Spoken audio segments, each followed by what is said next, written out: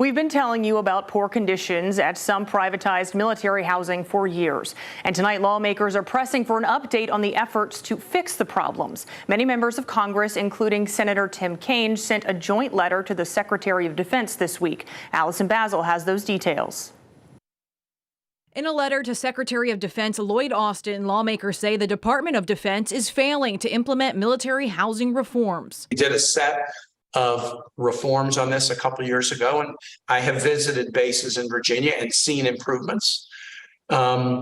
But I have also seen continuing challenges. A report in April from the Government Accountability Office said the DoD could do more to address the hazards. Senator Tim Kaine is one of several members of Congress who signed the letter this week asking for a progress report. It reads in part, "We are concerned that as military families continue to experience exposure to lead, mold, and other health risks from unsafe housing conditions, the private companies that provide on-base housing are disregarding their concerns." Kaine says the letter focuses on Army housing in particular.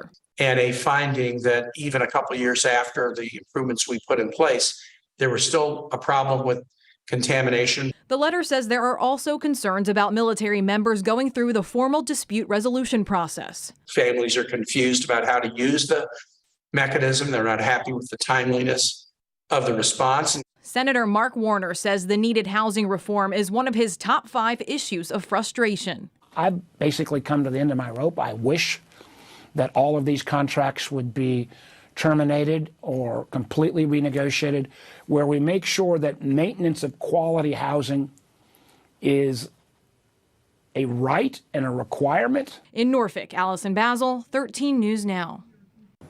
There are 35 privatized military housing complexes in Hampton Roads. Next.